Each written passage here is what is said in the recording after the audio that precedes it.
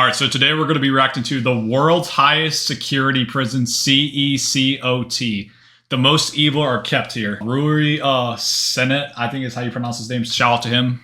We're going to be reacting to this video. Let's go. What you see behind me is the world's strictest and largest prison. This mega prison has a capacity of 40,000. Prisoners here are the most unsafe people you can even imagine. How many people's lives have you ended? Is it 5 or 10? How many? More than 50. Bro, 40K is like I think like literally the size of like some I think basketball arenas and like football stadiums. Like there's some like football stadiums that are like 20K. This prison literally fits like an average, I think. This prison literally fits like an average, I think, size of a football stadium. That's actually crazy. MS-13 and many other gangs. These are animals. These aren't people.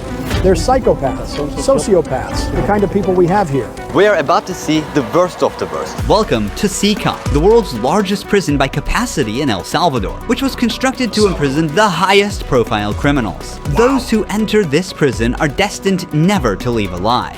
There's no way out. How are you gonna come out of this? The reason why this small country of 6 million needs the largest prison is the gangs.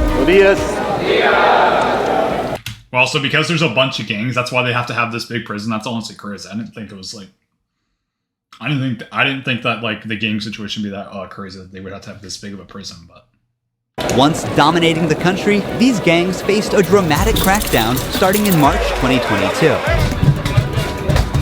Under President Nayib Bukele's administration, over 70,000 individuals, about 2% of the country's adult population, were arrested within just 16 months. Buses transported thousands of chained gang members to CECOT in a tightly coordinated nighttime operation. Sitting one behind the other, heads lowered, they looked like a single mass. Surrounded by armed guards, none of them dared to resist commands. Their life has changed in a day. In this documentary, we will interview one of them, one of the most ruthless gang leaders, known by the nickname Psycho. 10 minutes. You only have 10 minutes. Built in 2022, this massive prison is made up of 8 separate modules. And you know what else is massive? All right, let me stop. Let me get back to the video. Spread over 410 acres of land. Bro, I'm pretty sure this prison is literally like bigger than a football field. Like you know like a football field, and then like there's like a stadium, like a football stadium. I'm pretty sure this prison is literally like this whole like rectangle right here. This is literally bigger than like a football field. The whole prison is literally like bigger than a football field. That's insane. Each pair of modules is enclosed by 2 separate 3-meter-high walls with razor wire. The entire facility is surrounded by a towering 9-meter-high wall with a 3-meter-high electric fence carrying 15,000 volts. 19 watchtowers are ensuring nothing escapes notice. The entire design doesn't just prevent escape, it erases the very idea of it. Hello. Hello, we have permission from the presidency. This is crazy. Hold on, they got what is that, an AK Soldiers on them? stopped us. We're hoping this will be the last checkpoint. The jammers blocked all signals within a 2-kilometer radius of CECOT, completely cutting off. Wow, so if you go in there with a phone, you can't even use, there's no way you can like okay, I just lost my English please. So you have no way, you have no communication. You cannot text or call in I guess in the area of the prison because you have no service, there's no service. So you literally can't text or call in the area. All communication. Over 600 soldiers work only to secure the perimeter. We are going to leave all of our belongings here before entering the prison. We will only carry our cameras and microphones, that's it. Pass slowly. They're gonna get everything. Look at the camera. The body scan. I forgot my wedding ring on. Well, that needs to be put away over there. This high-capacity X-ray scanner even shows bones and internal organs. It's mainly used to scan newcomers, ensuring no one tries to sneak in anything forbidden on their body before entering. The inmates used to swallow some objects, or they would try to bring them in vaginally or anally. Micro SD memory cards. What did he just say? Whoa, hold up. What did he say? Bring them in vaginally or anally. Micro SD memory, or they would. Wait, did he just say they shove things up their ass to try to hide them? Like he's basically trying to say like they hit them in like their throats or like their asses, like to try to like hide them so they're not detected. That's wild. Try to bring them in vaginally or anally, or they would try to bring them in vaginally or anally. Micro SD memory cards, microchips. I think he's trying to say that they bring them like in their throats or their asses. I'm not too sure, but I feel like that's what I'm getting at right now. And not only that, even phone chargers. Another thorough body search has been conducted. Take off your shoes. They even inspected inside our socks. What? It took us around 1 hour just to pass through security, even though we were invited as you know something's like insanely like locked down when there's like a 1 hour like 1 hour. This literally takes an hour to get in. That's insane. Media after months of applying. Guards are wearing masks because they're doing a risky job here. So if they get identified, it might be riskier for them to go to town centers because these gangs have a lot of connections. So they have to keep their identity secret. Why don't you wear a mask? I have to talk to them face to face, looking them in the eye. They already know who I am. We're in the registration room. This area is for inmates only. When a criminal is captured on the street, they don't carry ID or give their real name. That's why their fingerprints and photographs are taken here to enroll in the system. Once they become a permanent part of CECOT, the inmates lose all contact with loved ones for the rest of their lives, as family visits are strictly forbidden. It's also No way. So you're telling me if you get in this prison, you can't talk to your family for you. Oh my god, that's crazy. So if you somehow end up in this prison, you have no contact to any of your friends or family for the rest of your life. Is that real? Wait, that's actually possible? once by their fingerprints and photographs are taken here to enroll in the system. Once they become a permanent part of CECOT, the inmates lose all contact with loved ones for the rest of their lives, as family visits are strictly forbidden. That's crazy. So you can't even have people visit you when you're in the prison. You have no so basically if you end up in this prison, you're literally like you have to say like goodbye to everyone. Like no contact with them anymore the rest of your life. That's insane, bro. Like I know in like I'm pretty sure most prisons you can have like visits, like you have people visit you, talk to them. But I guess in like this type of prison you don't get that. Like you don't get any more of that. You don't have the freedom to have like people visit you. So that's just insane. I didn't even know that was a thing. It's also important to note that a small number of innocent people were mistakenly imprisoned during the big crackdown. Because of the no-contact policy, their families have no idea where they are or if they are still alive. For some, this documentary could be their first chance to see a missing loved one. Before entering the modules where the inmates are, we visit the armory of the prison. This section is a must in case of possible riots, and these convicts are the most unsafe people on Earth. The type of firearm we use is a T65 rifle, similar to the M16 rifle. We also have this other firearm, which is a 12-gauge shotgun.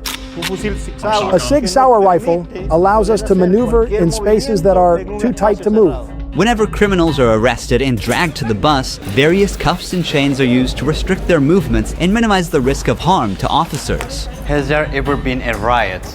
So far, there have been no escape attempts. We have the worst of the worst within criminal organizations here. The riot gear consists of a head protection, a face shield, neck protection, an anti-trauma vest, leg protectors, shin guards, and of course, a shield. Generally, in the prisons, we see inmates invent any kind of handmade weapon, like awls or knives. They are fully protected. You can see how he protects his feet. Since this prison is so large, we have to hop on this bus. We are entering the module area. To keep the country safe, 1,000 staff members work inside CECOT. It is impossible, but let's just imagine that an inmate get out of the fortress. These pebbles that you see are put here intentionally because when they walk on these pebbles, it works like an alarm system. It makes a noise, they cannot sneak away. Have they tried to escape? No. Could they try? Difficult, because they would have to go through a series of security rings. CECOT was built with its own infrastructure in an isolated area, including an electrical and sewage system to prevent external interference. In case of an electricity cut or water supply issue, the cisterns and power plants will maintain operations for up to a week. I'm so excited. We're gonna be face to face with the most dangerous criminals in the world. It is pretty tense. We are entering one of the modules now. You are seeing the third and fourth modules next to each other. An offender who enters one of these buildings never exits through these doors. Wait, In what? A few, What did he say? Whoa, what did he say? You are seeing the third and fourth modules next to each other. An offender who enters one of these buildings never exits through these doors. In a few steps, we'll be surrounded by more than 2,500 inmates. That's insane. It's like stepping in the middle of controlled chaos.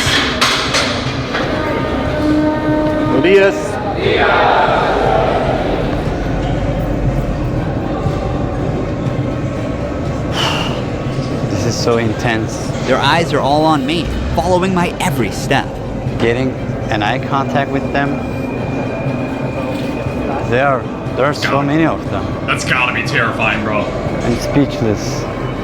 I can't help but feel unease. All of them wear white shirts, shorts, and slippers. They don't have any other belongings. Most are barely out of their early 20s and convicted of serious offenses. Even the most infamous criminals in history have an average of 20 to 30 proven victims. But here, some of the inmates are responsible for hundreds of innocent people's lives. Can I ask inmates something? No. If you have any questions, I can answer them for you. If they try to communicate with me now, what are you gonna do? I'm not going to allow them. They know from them that subsequently there may be a penalty for not abiding by an instruction.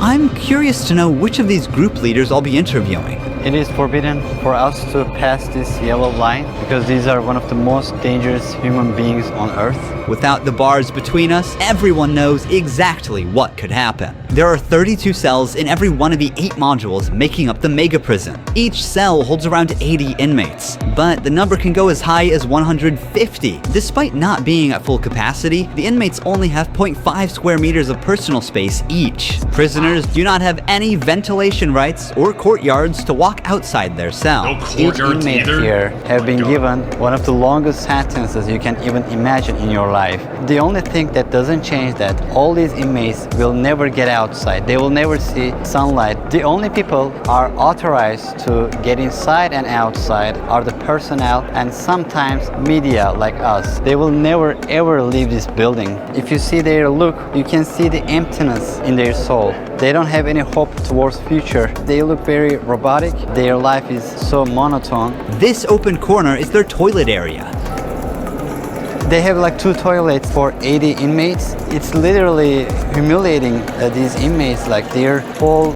So you're telling me that like there could be a cubic of 100 people and there's only 2, so you have to have 100 people share 2 toilets. Like, yeah, GG's. Like, it's just like imagine if more than like one person has to go. Like they literally have to like either they either shit themselves, they pee themselves, or it's just like, yeah, I don't know. I just don't know like how that's even possible, to be honest. Confidence is disciplined here. The same place where they use the toilet is also where they take showers. To clean themselves, they use plastic dippers in a single shared basin. Bro, oh my god, they have to clean themselves in the same place that they use the bathroom. No, that's gotta be like the most unsanitary thing I've ever heard. Oh no, they're not letting them have anything. They don't get to go out into a courtyard. They don't get to have sunlight. They literally have to use the same, like they have to go to the bathroom in the same place that they shower. I'm sure the meals are like even like on the lowest like end possible. Like it's got to be like crazy how bad it is. There's no running water in the cells, so the prisoners have to rely on one blue barrel for drinking water. Where they sleep is these metal bunks. No pillow, no mattress. Each prisoner receives just the bare essentials: a white sheet, a uniform, socks, slippers, and a towel. That's it. The prisoners spend their entire days on their 4-level bunk beds. They have stacked tightly, like items stored in a warehouse. As part of hygiene and order, inmates are shaved every 2 weeks by personnel. Long hair or beards aren't just unhygienic, they can also hide sharp objects. Let's take a look. Take off your shirt and line up here. Now they are taking their shirts off. These inmates were once part of the MS-13 and Barrio 18 gangs, which controlled the neighborhoods of El Salvador. These 2 rival gangs spent years extorting money from locals and causing great suffering to Salvadorans. There is Barrio 18, MS-13 gangs. all together in one cell. That's right, just like that. The entire module is the same. They all live like this. Outside, entering each other's neighborhood could mean being torn apart. Yet here, they are side by side until their last breath. How do they live without attacking one another? They have to learn how to live together. Here, they are in a prison. They are not on the street. Most of the inmates have tattoos covering their entire bodies, even including their faces, showing their loyalty structure. For MS-13, tattoos often include initial letters or the number 13. Members of the other gang use symbols like 18 or 666, which add up to 18 and symbolize the devil, or they use Roman numerals. Having gang tattoos on one's face is a clear sign that they are one of the most ruthless and high-ranking members of the organization. Crossing paths with such a person on the street is the same as staring death in the face. A spiderweb tattoo represents being caught in the web of justice and serving a long prison sentence. The devil horns tattoo is a dark symbol that represents these individuals' worship of the devil. Some even claim that they carried out their actions under the devil's command. A teardrop tattoo signifies that the person has ended someone's life. The number of teardrops indicates how many lives carried out their actions under the devil's command. A teardrop tattoo signifies that the person has ended someone's life. The number of teardrops indicates how many lives they've taken. If there are 3 teardrops, it suggests that the tattoo's owner has taken so many lives that they've lost count. With the phrase "laugh now, cry later," these masks or clown tattoos send a clear message. Stay strong in the face of hardship now and deal with the consequences later. Are all these people truly bad? They're on another level. High-profile criminals. So do they have to get tattoos based on what crimes they've gotten, or do they just already have, or did they already just have those tattoos on there? Because it sounds like they had to like get tattoos put on them before they went into prison, like to show like what crimes they did. Like that's actually like, is that true or what? Like, because it literally sounds like you have to have a tattoo of a certain like whatever crime you did. Who will never change their mentality. If you look at the upside, there's a catwalk area. Guards consistently watch over the inmates from this elevated spot above the cells. If anything suspicious occurs, they will intervene while an extensive network of cameras observes every corner 24/7, ensuring nothing goes unnoticed. The modules are kept lit all day and night for monitoring. When the sun goes down, the lights stay on all the time. They are constantly being observed. I think this is one of the hardest things. When they try to sleep, they use their towels and cover their eyes to block the light. Preacher here is teaching some of the important lessons from the Bible to the inmates. They're doing physical exercise over here. There's a trainer there. This is the only time these inmates get out of their cells. These activities take place for a total of 1 hour per week, under the watch of armed guards. For the rest of the time, they are locked inside. So you're telling me in an entire week? So I think there's what, 4 weeks in a month. So you're telling me they only have 4 hours an entire month where they get to be outside of their cells. Let me do the math real quick. How many hours are in a month?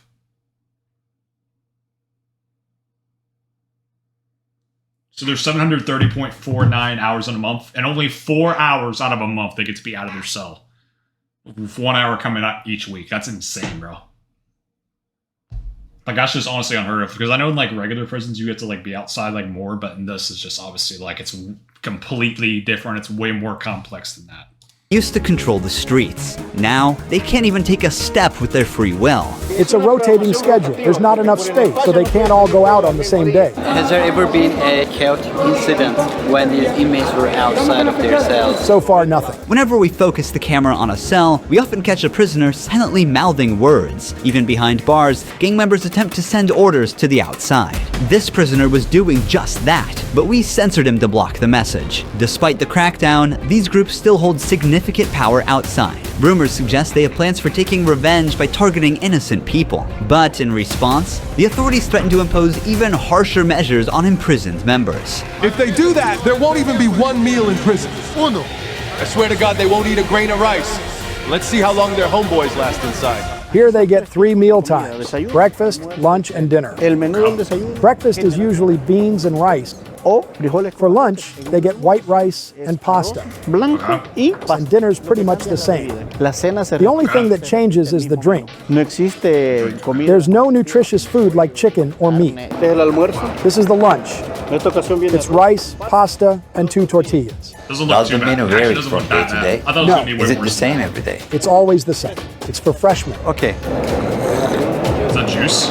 It's a sugary drink. I'm going to taste it for myself. Inmates must eat with their hands and clean their plates before returning them. With a diet Oh my god, so not only do they have to eat this, they don't get any utensils and they have to apparently clean the plates. So what was it? Tortillas, rice, and corn. I mean, it's not the worst combo, but it's like, it's still pretty mid. I'm not gonna lie, I thought the food was gonna be way worse. This is honestly kind of shocking to me. lacking in protein, many likely suffer from nutritional deficiencies. Before starting our interview with an inmate, I want to show you one more place that is even more extreme than what you've seen so far. Here we are in the isolation cell area. If inmates break a rule, they can be sent to these isolation cells according to the legislation. The law gives me the right to keep the prisoners in isolation for up to 15 days. These cells have sealed doors. Through this grid, I can see them and identify who's inside. We serve food here, and we also use this space to put handcuffs on them before opening the door to move them from here to their cell. Welcome to the isolation cell. If an inmate misbehaves, this is where he ends up. He won't know the time or how much longer he'll be kept inside. For days or even weeks, he sleeps on this concrete bed without. Hey, I'm not gonna lie. I think if like, I think it's low-key better to be like, if you're in that, it's low-key better to be in the isolation room than it would be like in that big room, because you got to think about it. If you somehow break a rule, you get to go from like being around like have to be like around all those people to literally being I think by yourself basically in this isolation room. So it's low-key kind of like you kind of get like benefited by like being on your own, not having to be like a bunch around of people, but it's still like the only upside is that you basically like don't have to deal with a bunch of people, but. You know. Ever leaving. They are cut off from the outside world, left alone with nothing but their thoughts. This is where they supply their water. There's a water basin here. They take their water here, and this is where they pee. The basin for drinking water and the toilets are located side by side. The toilet looks recently used and dirty, suggesting that this cell has recently been used. The only light they have is this little hole that barely lets the sunshine in. This openness is also the sole source of fresh air. So that's all what is the most challenging thing about isolation room, according to you? Inside, you don't even see your hands. So when someone is isolated, it is necessary for them to have something, a book, anything, to keep their mind clear. But here, they don't have access to any of that. No matter how tough a criminal is, this kind of isolation breaks them. This is necessary for the type of offenders that we have here. People who once played God by deciding... All right, never mind. I take back what I said. I thought this was like, oh, hey, cool. You don't get to be around like 100 people, but apparently... conditions are even worse. Like I guess it's way darker than before. I thought it'd be like beneficial because you don't have to be around as many people, but apparently you don't have much light or as much like room to breathe because they only give you like that little pocket of air to breathe. That's actually insane. Who would live and who wouldn't live deserve the worst punishment. We don't show them mercy. They can ask for forgiveness, and may God forgive them. But here, justice must be served for so many victims, and it's the least they deserve. Now we're going to interview the inmate known as Psycho. He has a 34-year criminal history, and has spent the last 25 years as a high-ranking member of an organization. Oh my God. 10 minutes. You only have 10 minutes. 10 minutes? 12 guards are barely enough to ensure the safety around this inmate.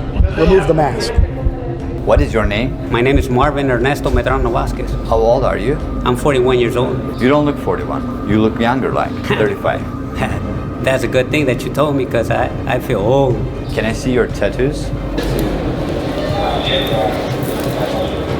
I'm at 13. When did you join this crime organization? In 2004, but I started my criminal record since I was 11 years old.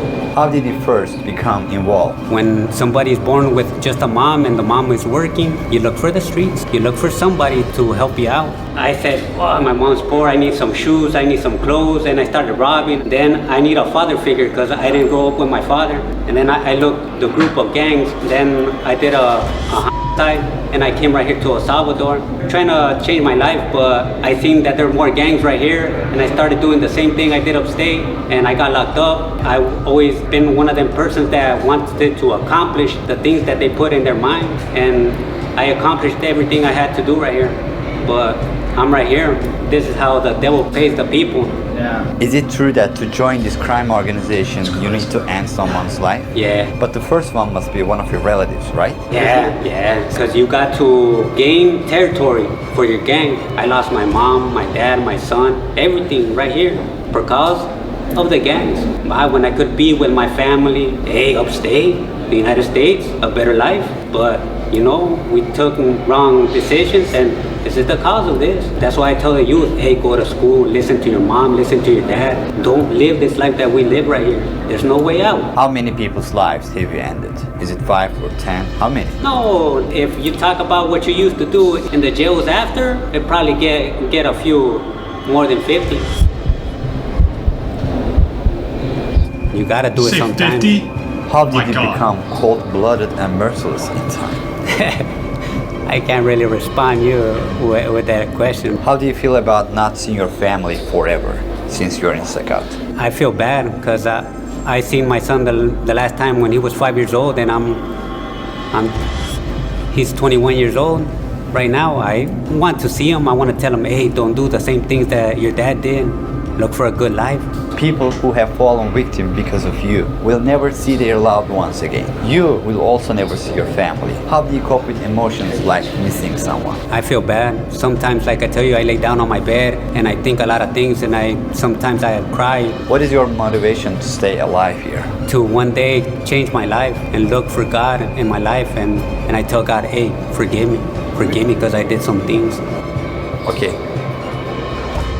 Finally, we see the sunlight. Honestly, CECOT is a place you would never wish to end up in, even as a visitor. But for the people who victimized Salvadorans, it is now their forever home. These criminals took the innocent people's right to live, and now they're paying for it. The Salvadorian government's message is clear. Crime is no longer tolerated and the punishment is severe. El Salvador once had the highest rate of lives lost due to widespread chaos. During its peak, 104 out of every 100,000 people lost their lives in a single year. Previous administrations agreed to a truce with these groups, but this couldn't bring lasting order. Although the current government's methods are controversial, by 2023, the number dramatically dropped to 2.4 per 100,000 people, placing El Salvador among the safest countries in the world for the first time. So far, the results are undeniable. Peace has returned to the neighborhoods. But what about those who were wrongfully imprisoned? Is it true justice or way to control chaos? Are we seeing a lasting solution or just a temporary fix? For now, the answer remains unclear, and the world continues to watch.